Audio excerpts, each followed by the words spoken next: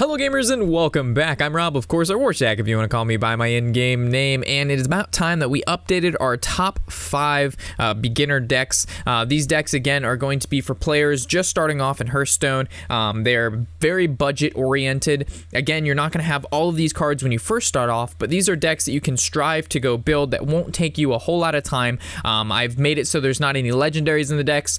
There's only maybe one epic, if not 2, but most of the time there's not even an epic, but if there is, there's normally one, and the rest of the deck is basically compiled of some of the most core quality cards you're going to find in all of the sets to date. So these are not cards that you just build for a specific deck. These are cards that you're going to find over and over and over again as you continuously build new decks and improve upon decks through your Hearthstone career. So now that we've kind of addressed what we can expect from this video, let's go into our first deck, which is going to be the Tempo Mage. Again, this it costs 960 dust. The dust is going to be in the bottom right hand corner of your screen. As we move along in the decks are going to cost more and more in dust. I believe the most expensive deck at the very end is 3,000 dust, but we've started with the deck that costs less than 1,000, and I've also picked out my personal decks that I would want someone to direct me to build. Of course, there's going to be decks such as like a Zoo Warlock, for example, and I did not include that in the list because that is not, in my opinion, a very fun or interactive deck to play, and I don't enjoy playing it. So I picked very kind of tempo-oriented decks and control-oriented decks because that's what personally I would recommend a player to build, and not so much just Zoo, which is, you guys know how I feel about that deck. So I've get a good splash on a lot of very interesting fun decks to play with. Of course, what we said is tempo.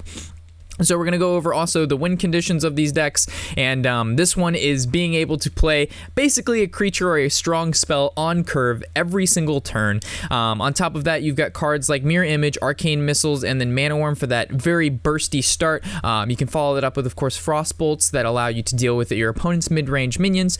You've got cards like Spell Slinger in the deck that allows you to generate some of those higher quality spells that you may not have unlocked already, such as like maybe Pyroblast, not that you'd play Pyroblast in this deck, but it allows you to unlock cards that you normally wouldn't have access to.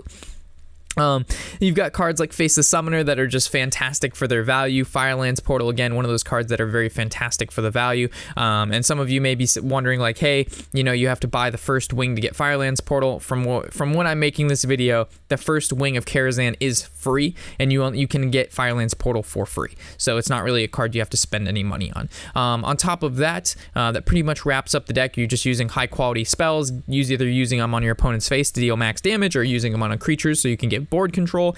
You've got Azure Drakes and Arcane Intellect to be able to refill your hand because you are going to be casting a lot of spells. And yeah, very cheap and very effective deck. Also, a question I'm going to be getting is, hey, will these decks take me to Legend? Maybe. I mean, I have tested these decks, but have I tested them all the way down to Legend? No, I haven't. I don't have that amount of time, but I'm sure if you play these decks enough, you will be able to reach very high ranks with them, as these decks do include some of the very core aspects of the deck.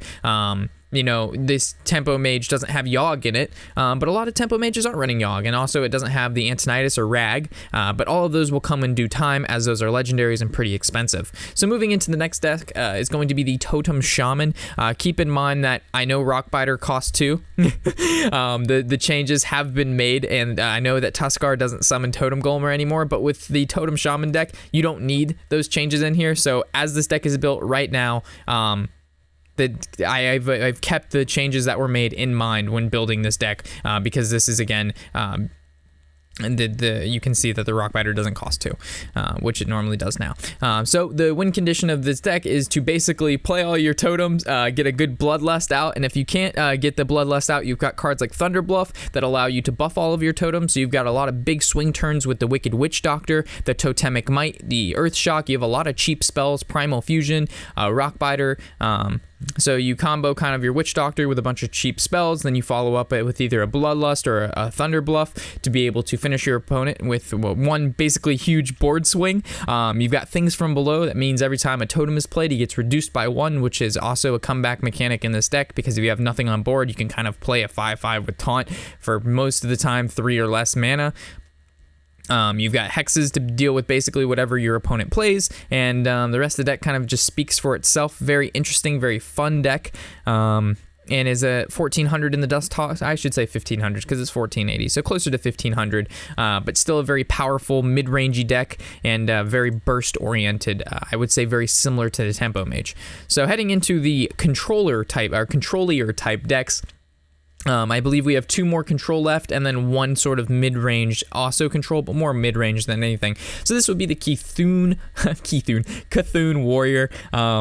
The basis of this deck is to be able to withstand your opponent's assault for enough time to be able to get your Cthulhu to a very powerful state, because a lot of the cards in this deck, such as the Beckoner of Evil, the Disciple of Cthulhu, the Twilight Elder, at the end of every turn or when you even play the card, it'll buff your Cthulhu +2/+2. In Cthulhu states, whenever you play this card, it's a battle cry.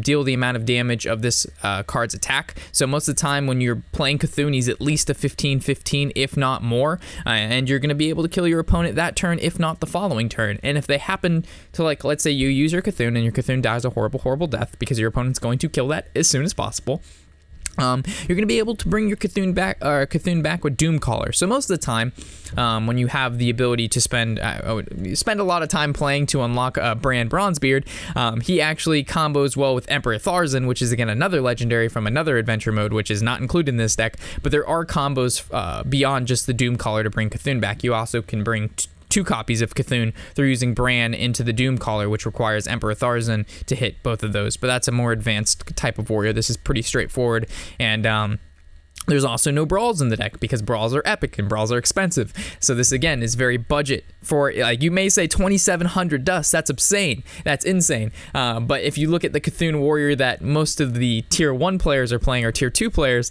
they're more in the 7000 dust range plus. So this is a very budget-oriented Cthulhu warrior in comparison to the dust cost of the normal version. So I've reduced it down, and because you're not playing brawls, your opponent doesn't know that. So taking out a card like Brawl, your opponent the whole game is going to be playing around you having this card that you don't have in the deck.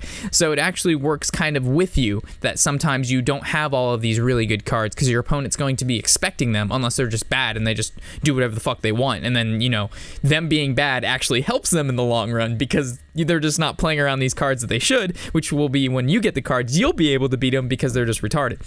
But that's besides the point. That's next level plays right there. That's a video coming at you later. So that you basically, this deck, like I said, you win through being able to withstand the late game, drop down Cthulhu, very powerful, and if he happens to die, you can bring him back. Heading to the next one, again, another Cthulhu deck. We've got the Cthulhu Priest, very, very similar, and sort of the control-y stance like the Cthulhu Warrior, just a different kind of take. As the Warrior gains armor and you're using cards like Execute and Shield Slam to get rid of creatures, the Priest takes more of a, I would say same control-y stat, but you're, instead of gaining armor, you're healing, so you're able to make value trades on the board, able to heal your minions back up, and that allows them to live longer than some other classes that don't have the ability to heal their cards back up, allowing them to continuously kill opponents' creatures while being healed, so they can, of course, live longer and get more value out of them. Again, this deck is missing Entombs and cards of that nature, as those cost, again, you need an adventure mode, and none of these decks I've built that have any adventure mode cards in them, and if there are, point that out, and I'll definitely fix it in the description and with an annotation, but I from what my research put me to and what I kind of put together, none of these decks should have any of the adventure mode cards in them. So again, this deck basically follows the same route as the Control Warrior, it's just played a little bit differently due to it being Priest. You have the Doomcaller to bring back your Cthulhu if he dies. All of the cards in this deck, well, most of them enable you to buff your Cthulhu to be able to have that huge combo turn where you just play the Cthulhu and hopefully your opponent's 20 life or less. By the time it hits turn 10, you play Cthulhu, he does the large damage, so they can't kill him, you win, and if they can kill him, you Doomcaller to bring him back. The kind of board clears in this deck, because Warriors depend on Brawl, priests have Alkani into the Alkani Soul Priest into the Circle of Healing, which does 4 damage to everything on the board. Keep in mind, it's everything on the board, including your minions. Also, to you newer players, I know you veteran players, this isn't really for you, but Alkani Soul Priest, let's say you use your hero power when this card is out. Make sure you don't hero power yourself, thinking you're going to heal yourself or heal a creature. I've seen it 1,000 times. When Soul Priest on the board, be careful what you do with your hero power. I know some of you are laughing at me like, of course, it does damage to yourself, but, the newer players, they don't know this. And then, that'll cost them the game, and I would hate to see that happen, just due to a simple mistake like that. So heading into the next deck is again another Cthulhu deck, but it's not as control-y. It's more, I would say, not a tempo like the Tempo Mage, but I would say it's more of a mid-range deck where you have big bursty turn 5, 6, and 7s, and then it's followed up by, you know, a big Cthulhu. In this deck, you could also play Doomsayer, or Doomcaller, I should say, but you really don't need them due to the fact that you have cards like Dark Arakoa, Druid of the Claw, and things of that nature. This deck costs 3,000 dust. And works very similar, I want to say, to the it's like a blend, you should say, in between the Tempo Mage and the Cthulhu Warrior, and of course the Cthulhu Priest. So it's kind of like a mesh of all of them together, because you have really powerful early games with the Klaxi Amber Weaver, the Cthulhu's Chosen, the Mire Keeper. The Nourish allows you to gain mana quicker, so you can go for the mana to be able to summon your Cthulhu faster, or you could go with the Draw, which is most of the time the correct play, to be able to draw into Cthulhu quicker and then play him at those later stages after you've buffed him quite a bit with your cards like Cthulhu's Chosen, your Twilight Elder, your Disciple of Cthulhu. The Feral Rage and the Swipes make for some great burst damage. The Dark Arakoa is wonderful in stats. Also keep in mind, guys, that because we have 3 Cthulhu decks here and because this is budget, we have not included the Twin Veclor. It's not that I forgot the Twin Veclor, it's because that's a legendary. Most new players do not have a legendary yet.